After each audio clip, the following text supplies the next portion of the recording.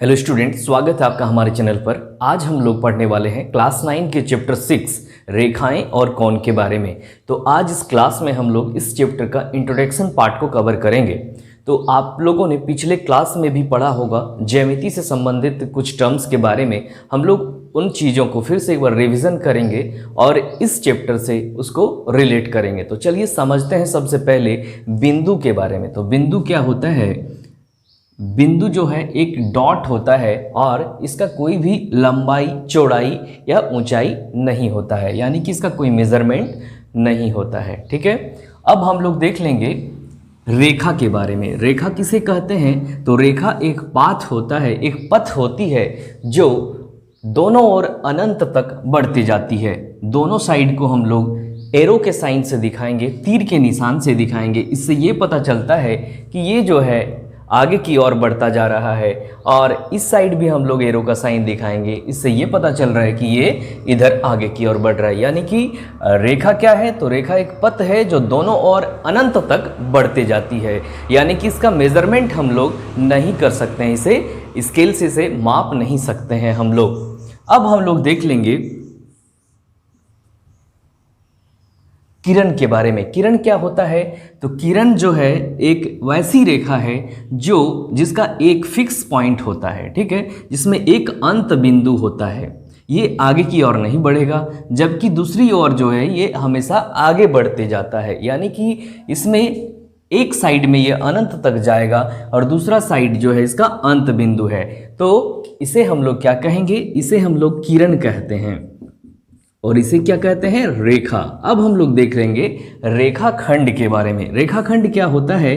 तो वो रेखा का एक टुकड़ा है, एक भाग है जिसमें दो अंत बिंदु होते हैं और इसे मापा जा सकता है। इसे हम लोग स्केल से मेजर कर सकते हैं कि इसका लंबाई कितना है, 10 सेंटीमीटर, 20 सेंटीमीटर, 50 सेंटीमीटर या किलोमीटर, जितना भी है इसे मेजरमेंट किया जा सकता है। जबकि रेखा और किरण का मेजरमेंट नहीं किया जा सकता है।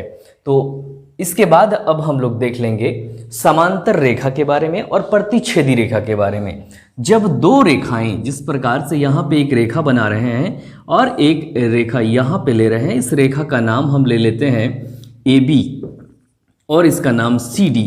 चूँकि ये दोनों रेखा एक दूसरे से कभी भी आगे नहीं कटेगी, ना तो आगे बढ़ाने पर ना ही पीछे बढ़ाने पर, क्योंकि इसका जो डिस्टेंस है एक दूसरे से, डिस्टेंस जो है ये हमेशा इक्वल रहता है। ये डिस्टेंस हमेशा हर जगह कहीं भी लेंगे तो बराबर होगा, जिसके चलते ये हमेशा इक्वल डिस्टेंस को मेंटेन करता हुआ आगे बढ़ेगा या पीछे जाएगा। तो ये हमेशा एक दूसरे से फिक्स डिस्टेंस में रहती है, जिसके कारण ये दोनों रेखाएं समांतर रेखाएं कहलाएंगी, एक दूसरे से कभी भी नहीं कटती हैं। इस प्रकार की रेखाएं ये हो गई समांतर रेखाएं। अब हम लोग देख लेंगे प्रतिच्छेदी रेखाएं। अगर ये रेखाएं थोड़ी सी भी टेढ़ी हो जाए तो ये हो जाएंगी प्रतिच्छेदी रेखाएं। जैसे ये दो रेखाएं हैं हमारे पास, ये दोनों रेखाएं अगर हम आगे बढ़ाते हैं इसको तो कहीं ना कहीं आगे जाके ये एक दूसरे से कट जाएगा इस प्रकार से। तो इसीलिए इसे, अगर कोई दो रेखाएं एक दूसरे से कटती हो तो उसे हम लोग कहेंगे प्रतिच्छेदी रेखाएं। तो इस प्रकार से हमने देखा समांतर और प्रतिच्छेदी रेखाएं। इसमें क्या होता है कि हमेशा एक दूसरे का जो डिस्टेंस होता है वो इक्वल नहीं होता। यहाँ पे कुछ और है डिस्टेंस, यहाँ घटते गया, लास्ट में कभी 0 आ गया, फिर से बढ़ते गया। मतलब एक दूसरे से अगर कट जाए तो उसे हम लोग कहेंगे प्रतिच्छेदी रेखाएं। अब हम लोग देख लेंगे कि दो रेखाओं को जब कोई तीसरी रेखा काटती है तो उसे क्या कहते हैं। तो चलिए इसे पहले मिटा लेते हैं।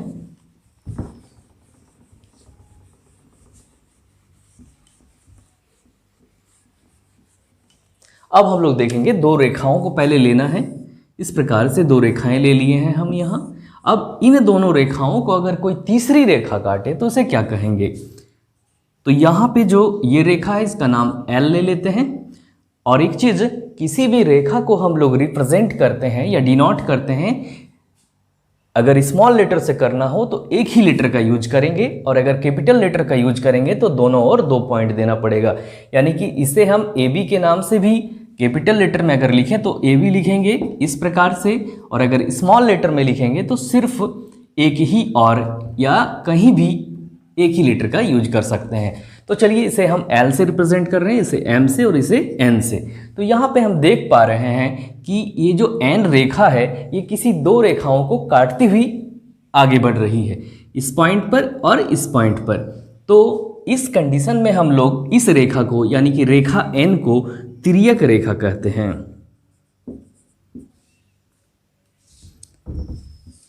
तिर्यक रेखा कहेंगे, ठीक है। तो ये हो गया तिर्यक रेखा, N यहाँ पे तिर्यक रेखा है। अब ये दोनों रेखाएं अगर आगे बढ़ेंगी तो प्रतिच्छेदी रेखाएं हैं। अब इस कंडीशन में जब कोई दो रेखा को कोई तीसरी रेखा काटे यानी कि तिर्यक रेखा काटे तो यहाँ पे कुल 8 कोण बनते हैं, 1 2 3 4 5 6 7 8। इसका अगर नेमिंग करना हो तो नाम इस प्रकार से हम 1 2 3 4 5 6 7 8 दे सकते हैं, ठीक है। तो ये हो गया कि दो रेखाओं को जब तीसरी रेखा काटे तो क्या कंडीशन होता है। अब हम लोग यहाँ पे देख लेंगे ये जो 8 कोण बने हैं इसे भी कुछ नाम दिया गया। जैसे यहाँ पे ये कोण 2 है और कोण 5 है, ये एक दूसरे का देख सकते हैं हम लोग कि ये जो 8 कोणों में से राइट साइड में अप साइड में है, ठीक है, राइट का अप में, ये भी राइट के अप में है। तो ये दोनों एक दूसरे का संगत कोण कहलाता है। तो यहाँ पे संगत कोण क्या क्या हो जाएगा देख लेंगे हम लोग। संगत कोण के बारे में समझ लेंगे। संगत कोण यहाँ पे 2 और 5 है, तो कोण 2 और कोण 5 जो है संगत कोण है, एक पेयर इसका हो गया। दूसरा इसी प्रकार से कोण 1 का संगत कोण कोण 8 हो जाएगा, तो कोण 1 और कोण 8 जो है एक दूसरा संगत कोण है। और 4 7 हो जाएगा, तो यहाँ पे लिख सकते हैं कोण 4 कोण 7। उसी प्रकार से हम 3 और 6 को भी कोण 3 और कोण 6, इसको भी हम लोग संगत कोण कह सकते हैं। इसके बाद हम लोग देखेंगे एकांतर कोण के बारे में। एकांतर कोण किसे कहते हैं? तो एकांतर कोण भी दो प्रकार के होते हैं, अंत एकांतर कोण और बाह्य एकांतर कोण। सबसे पहले हम लोग समझ लेंगे अंत एकांतर कोण के बारे में। अंत से क्या पता चलता है कि अंदर की ओर जो कोण है, तो अंदर की ओर कोण 3, कोण 4, कोण 5 और कोण 8 है, ठीक है। तो अंत एकांतर कोण क्या होगा? तो ये कोण 4 और कोण 5 जो है एक दूसरे का अंत एकांतर कोण है। यहां पे हम लोग लिख लेंगे अंत एकांतर कोण। कौन कौन से कोण होंगे? तो कोण 4 और कोण 5, कोण 4 कोण 5 जो है अंत एकांतर कोण है। उसी तरह से 3 और 8 भी होगा, कोण 3 और कोण 8 जो है वो भी अंत एकांतर कोण है। अंत एकांतर कोण का 2 ही पेयर होता है, संगत कोण के 4 पेयर होंगे, ठीक है, 1 2 3 4। इसी तरह से बाह्य एकांतर कोण क्या होगा? तो उसको यहां पे हम लोग देख लेंगे। बाह्य एकांतर कोण, बाह्य एकांतर कोण क्या होता है? जो बाहर की ओर एंगल है, 1 2 7 और 6। तो 1 का 6 जो है, कोण 1 और कोण 6 जो है ये बाह्य एकांतर कोण कहलाता है। और 2 और 7 जो है, कोण 2 और कोण 7 ये कहलाएगा बाह्य एकांतर कोण। ये भी 2 पेयर होते हैं, ठीक है। अब हम लोग देख लेंगे एक ही ओर के अंत कोण 3 और 5। कोण 3 और कोण 5 जो है वो क्या कहलाते हैं? एक ही ओर के अंत कोण, एक ही ओर के अंतः कोण। अब इसमें क्या क्या आ जाएगा? तो कोण 3 और कोण 5, कोण 3 और कोण 5 जो है एक ही ओर के अंत कोण है। उसी प्रकार से 4 और 8, कोण 4 और कोण 8 एक ही ओर के अंत कोण है। इसका भी 2 ही पेयर होगा। तो इस प्रकार से कभी भी कोई 2 रेखा को जब तीसरी रेखा काटे तो इस तरह से हम इसका नामकरण कर सकते हैं और इसे संगत कोण, अंत एकांतर कोण, बाह्य एकांतर कोण, एक ही ओर के अंत कोण फाइंड किया जा सकता है। अब हम लोग देख लेंगे इसी में कुछ कंडीशन है। ये जो 2 रेखाएं हैं L और M, ये प्रतिच्छेदी रेखाएं। अगर ये समांतर रेखाएं हो जाती, अगर ये जो रेखा यहाँ पे बना हुआ है ये L और M अगर समांतर रेखाएं हो जाती है, यहाँ पे L समांतर M, तब अगर कोई तीसरी रेखा इसे N काटता तो यहाँ जो 8 कोण बनेंगे इसमें से ये जो रिलेशन आ रहा है संगत कोण, सभी संगत कोण बराबर होते हैं, यानी कि ये कोण इसके बराबर होगा, तब हम कह सकते हैं कि कोण 2 कोण 5 के बराबर होगा, कोण 1 कोण 8 के बराबर, कोण 4 कोण 7 के और कोण 3 कोण 6 के बराबर होगा। कब होगा? जब ये दोनों रेखाएं एक दूसरे के समांतर हो और तीसरी रेखा कोई काटते हो तब, अन्यथा नहीं। उसके बाद जो है एक ही और के अंत कोण, इसमें क्या होता है कि दोनों का सम, दोनों का जोड़ 180 डिग्री होता है। कोण 3 और कोण 5 को अगर जोड़ते हैं हम यहाँ पे, ये अगर 3 है ये 5 है, दोनों को जोड़ेंगे तो 180 डिग्री होगा। कब? जब दोनों रेखाएं समांतर हो। यहाँ पे दोनों रेखाएं समांतर नहीं है, जिसके चलते 3 और 5 180 डिग्री नहीं होगा, लेकिन यहाँ पे कोण 3 प्लस कोण 5 180 होगा, इसीलिए क्योंकि दोनों रेखाएं समांतर है। उसके बाद अंत एकांतर कोण में क्या होता है? ये दोनों कोण बराबर होती हैं। जैसे 4 और 5 यहाँ पे प्रतिच्छेदी रेखाएं हैं, जिसके चलते ये बराबर नहीं होगा, ये समांतर रेखाएं हैं, तो इसीलिए कोण 4 बराबर कोण 5 होगा। इस प्रकार से देख लेंगे कोण का फॉर्मेशन किस प्रकार से होता है। तो जैसे हम, मेरे हाथ में 2 पेन हैं, ये दोनों पेन को अगर इस प्रकार से हम सटा दे रहे हैं तो ये एक, अगर इस प्रकार से सटा दे रहे हैं तो ये एक कोण का निर्माण कर रहा है। तो कैसे बन रहा है? अगर ये एक रे रहे और ये एक रे, यानी कि ये एक किरण रहे, ये एक किरण रहे, और दोनों के अंत बिंदु को हम उभयनिष्ठ बना दें, एक ही जगह ले आएं, तो ये बन जाएगा मेरा कोण। ठीक है। अब कोण जो होता है इसमें, इसको हम लोग क्या कहेंगे? भुजा कहेंगे, इसको भी भुजा कहेंगे, और जहाँ पे इसका अंत बिंदु उभयनिष्ठ है उसको हम इसे शीर्ष कहते हैं। ठीक है। तो इस प्रकार से हम लोग इसको ड्रॉ करके देख लेते हैं कि कोण कैसे बनता है। तो कोण जो है 2 किरण के मिलने से बनता है। इस प्रकार से ये भी एक किरण है, ये भी एक किरण है, इस किरण का अंत बिंदु ये है और इस किरण का अंत बिंदु भी यही है। तो चलिए इसका नेमिंग कर देते हैं इस प्रकार से। तो यहाँ पे 2 किरण था, OA, और ये दूसरा किरण OB। अब जब यहाँ पे हम देख पा रहे हैं कि इसका अंत बिंदु O है, इसका अंत बिंदु O है, दोनों उभयनिष्ठ होना चाहिए, तब एक कोण का निर्माण होता है। जब कोण बन जाता है तो इस किरण का नाम भुजा हो जाता है, तब हम लोग इसको भुजा कहेंगे, या आर्म्स इंग्लिश में कहते हैं। ठीक है। तो ये भुजा हो जाएगा और इसे तब हम लोग शीर्ष बिंदु कहते हैं या शीर्ष कहते हैं। अब हम लोग देखेंगे कि एंगल जो होता है उसका नामकरण कैसे करते हैं। जैसे ये एंगल को हमें लिखना हो तो इसको हम लोग AOB लिखेंगे, एंगल AOB। इसका हम लोग नेमिंग इधर से भी कर सकते हैं, BOA भी लिख सकते हैं, दोनों का मतलब एक ही होगा, या एंगल O भी लिख सकते हैं। ठीक है। इस प्रकार से लिख सकते हैं, लेकिन ये दोनों तरीका तो सही है। ये तरीका जो एंगल O एक ही लेटर से दिखाते हैं, ये कहीं ना कहीं जो है उतना उचित नहीं है, सही नहीं है, क्योंकि अगर यहाँ पे 2 एंगल बनाते हैं तो हम कंफ्यूज हो जाएंगे कि कौन सा एंगल का बात कर रहे हैं। इसीलिए हमेशा कोशिश करेंगे कि इंग्लिश अल्फाबेट के 3 लेटर से किसी भी कोण को रिप्रेजेंट करने का। ठीक है। तो अब हम लोग देख लेते हैं टाइप्स ऑफ एंगल के बारे में। तो एंगल जो होता है बहुत तरह के होते हैं। कैसे? तो यहाँ पे फिर हम लोग समझ लेंगे कि देखिए ये एंगल बना है, ये सबसे छोटा एंगल है, 0 डिग्री एंगल है। तो 0 डिग्री एंगल अगर होगा तो उसे शून्य कोण कहते हैं। ये बढ़ गया तो मान लीजिए 30 डिग्री, 40 डिग्री, इस तरह से ये 90 डिग्री जब हो जाता है तो इसको समकोण कहते हैं। और 90 से थोड़ा सा भी अगर छोटा और 0 से बड़ा हो तो उसको हम लोग कहेंगे न्यून कोण। इस प्रकार से अगर समकोण से थोड़ा सा ज़्यादा हो जाए, मान लीजिए 100 हो गया, या 180 से थोड़ा छोटा हो जाए, मान लीजिए 175 हो गया, तो उसको कहेंगे अधिक कोण। अगर 180 डिग्री हो जाए तो ये एक रेखा का निर्माण करेगा और इस प्रकार के कोण को हम लोग सरल कोण या ऋजु कोण कहेंगे। अगर 180 से थोड़ा सा बड़ा हो जाए, 200 या 200 से ज़्यादा, या 181 ही हो जाए, तो उसको प्रतिवर्ती कोण कहेंगे। इस प्रकार से अगर ये लास्टली 360 डिग्री हो जाए तो इसको हम लोग कंप्लीट एंगल या पूर्ण कोण कहते हैं। तो चलिए सभी को एक बार यहां पे देख लेंगे हम लोग।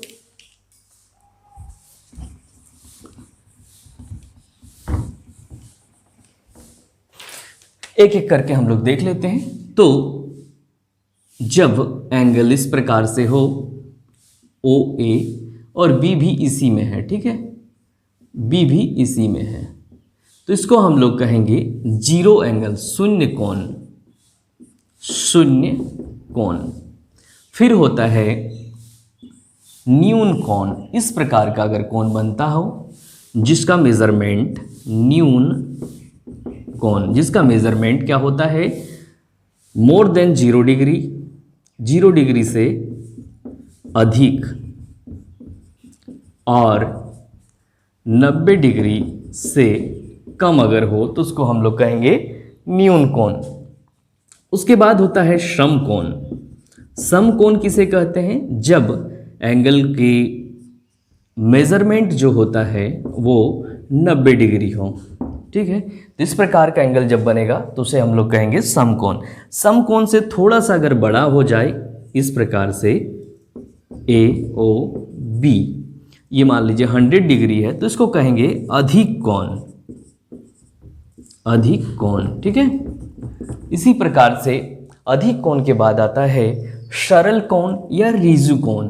मान लीजिए यहाँ पे जो एंगल बना है AOB, यहाँ से यहाँ तक एक रेखा बन जा रहा है, इसे हम लोग कहेंगे सरल कोण। सरल कोण, या हम इसका दूसरा भी नाम है ऋजु कोण। ठीक है, ऋजु कोण भी इसे कहते हैं। इसके बाद हम लोग प्रतिवर्ती कोण को देख लेंगे। प्रतिवर्ती कोण क्या होता है? जब 180 डिग्री से भी ज़्यादा मेजरमेंट हो, जैसे मान लीजिए ये 220 डिग्री है, ठीक है, तो इसको हम लोग कहेंगे प्रतिवर्ती कोण। प्रतिवर्ती कोण, ये मेजरमेंट कहाँ से कहाँ तक होता है? तो इसका मेजरमेंट 180 डिग्री से ज़्यादा होना चाहिए और लेस देन होना चाहिए 360 से कम होना चाहिए। अगर मान लीजिए 220 तो ये इसी के अंदर आता है, इसीलिए इसको प्रतिवर्ती कोण कहेंगे। और एक लास्टली कोण होता है जिसको हम लोग पूरा ये यहाँ से यहाँ तक दिखा देते हैं, 360 डिग्री इसका मेजरमेंट होता है, इसको हम लोग कहेंगे पूर्ण कोण। तो इस प्रकार से हम देख रहे हैं कि कुल 1 2 3 4 5 6 7 प्रकार के कोण होते हैं। तो अब हम लोग देख लेंगे कोणों के युग्म के बारे में। युग्म का मतलब हो गया जोड़ी। तो एक जोड़ा कोण में कौन कौन सा रिलेशन होता है, इसको अब कोई भी दो कोण का माप अगर 90 डिग्री हो जाए तो उसे हम लोग कहते हैं पूरक कोण। पूरक कोण, तो चलिए ठीक से इसे समझते हैं हम लोग। पूरक कोण क्या होता है? दो कोण, एक कोण मान लीजिए ये है जिसका मान यहाँ पे 50 डिग्री है, और दूसरा कोण ये है जिसका मान 40 डिग्री है। अब दोनों को अगर जोड़ते हैं तो 40 और 50 90 डिग्री हो जाएगा। तो कोई भी दो कोण को जोड़ने पर अगर 90 डिग्री हो जाए तो इसे हम लोग कहेंगे पूरक कोण। जैसे 50 डिग्री का पूरक कोण 40 डिग्री हो जाएगा, या 40 डिग्री का पूरक कोण 50 डिग्री हो जाएगा। अब अगर आपको फाइंड करना रहे कि 70 डिग्री का पूरक कोण क्या होगा, तो 90 में 70 को माइनस कर दीजिए, आपको मिल जाएगा। ठीक है, ये अलग अलग भी हो सकता है, एक ही जगह पे दो कोण भी हो सकता है। ठीक है, ये मान लीजिए 45 डिग्री है और ये भी 45 डिग्री है। इस दोनों को जोड़ेंगे तो कितना हो जाएगा? 90 डिग्री। तो 90 डिग्री होने के कारण ये एक दूसरे का पूरक कोण कहलाएगा। इसका पूरक ये और इसका पूरक ये। इस प्रकार से आप लोग किसी भी कोण का पूरक कोण निकाल सकते हैं। जैसे 1 डिग्री का पूरक कोण क्या होगा? तो 90 में 1 को माइनस कर दीजिए, 89 डिग्री हो जाएगा। अब हम लोग देख लेंगे इसके बाद समपूरक कोण के बारे में। समपूरक कोण क्या होता है? तो समपूरक कोण, जिस प्रकार से ये पूरक कोण था, दो कोणों का योग 90 डिग्री हुआ, अब यहाँ पे दो कोणों का योग 180 डिग्री होना होता है। जैसे ये एक कोण हम ले लेते हैं जिसका मेजरमेंट 60 डिग्री है, और यहाँ एक कोण ले लेते हैं, एक कोण ले लेंगे जिसका मेजरमेंट 120 डिग्री है। ये दोनों को अगर ऐड करेंगे तो 120 और 60 180 डिग्री हो जाएगा।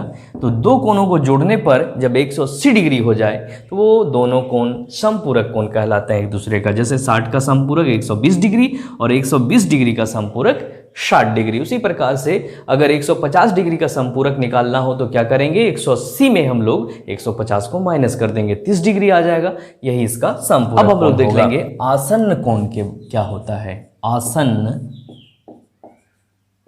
कोण, तो चलिए समझते हैं। यहाँ भी दो पेयर होंगे, एक पेयर होंगे, मतलब एक जोड़ी होगा कोणों का। क्या होता है? आसन्न कोण समझते हैं। तो यहाँ पे हम दो कोण इस प्रकार से ड्रॉ कर लेंगे। इसका कुछ नेमिंग कर देते हैं। तो यहाँ हम इस कोण और इस कोण पर कंपैरिजन करेंगे। तो इस कोण का नाम क्या हो गया, AOB, यहाँ पे हम लिख लेते हैं AOB। दूसरा कोण ये क्या नाम हो जाएगा, BOC, BOC, ठीक है। अब यहाँ पे क्या करेंगे, इन दोनों कोणों से हम कुछ चीज़ निकालते हैं। क्या चीज़, तो AOB का शीर्ष बिंदु क्या होगा, AOB का शीर्ष बिंदु O है, यहाँ पे शीर्ष बिंदु लिख लिए। उसी तरह से BOC का भी शीर्ष बिंदु आपको लिखना है, लिख लिए, ठीक है। दूसरा कंडीशन, इन कोणों का, जो दो कोणों को कंपैरिजन हम कर रहे हैं, दोनों के भुजाओं को भी लिखेंगे। तो AOB का भुजा क्या होगा, OAOB, यहाँ पे लिख लेते हैं OAOB, ठीक है। अब इसके बाद BOC का क्या होगा, तो BOC ये है, OBOC, यहाँ पे लिख लेंगे OBOC। अब क्या करना है कि ये समझ लेते हैं पहले कि दोनों कोणों का शीर्ष बिंदु एक ही होना चाहिए, यानी कि उभयनिष्ठ होना चाहिए। देखिए उभयनिष्ठ है O और O, ये जो दोनों भुजा है इसमें से किसी एक भुजा को उभयनिष्ठ होना है। तो यहाँ पे OB और OB दोनों में मिल रहा है, तो उभयनिष्ठ भुजा भी हो गया। अब उभयनिष्ठ, तीसरा कंडीशन क्या है कि उभयनिष्ठ भुजा बीच में होना चाहिए। तो O भी उभयनिष्ठ भुजा है, OB बीच में है, ठीक है। जिसके चलते ये जो है, ये जो दोनों कोण है, कोण AOB और कोण BOC, ये आसन्न कोण कहलाएंगे। अब इसके बाद हम लोग देख लेंगे रेखिक युग्म के बारे में। तो चलिए रेखिक युग्म को समझ लेते हैं, क्या होता है रेखिक युग्म। तो रेखिक युग्म का मतलब होगा कि कोई भी दो कोण का सम, कोई भी दो नहीं, कोई भी दो आसन्न कोण का योग 180 डिग्री अगर हो तो उसे हम कहेंगे रेखिक युग्म।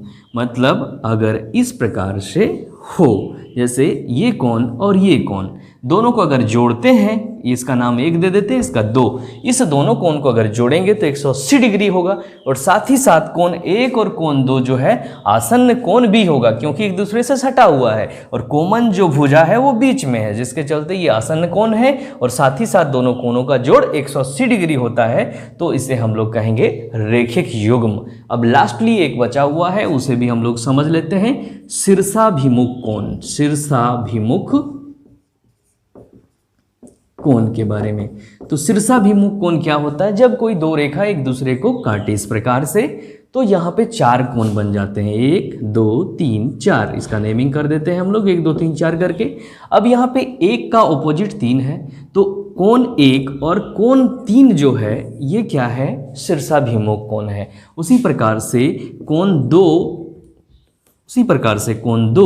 और कोण 4 क्या है, तो ये भी जो है शीर्षाभिमुख कोण है। ऑपोजिट कोण जो है शीर्षाभिमुख कोण कहलाता है और ये हमेशा इक्वल होता है, यानी कि कोण 1 का मान जो होगा कोण 3 का भी मान वही होगा। उसी प्रकार से कोण 2 का मान जो होगा कोण 4 का मान वही होगा। ये अगर 50 डिग्री है तो ये भी 50 डिग्री, ये अगर 100 है तो ये भी 100। इस प्रकार से हम लोग चैप्टर 6 क्लास 9 के चैप्टर 6 रेखा और कोण का इंट्रोडक्शन पार्ट यहीं पे ख़त्म कर देंगे।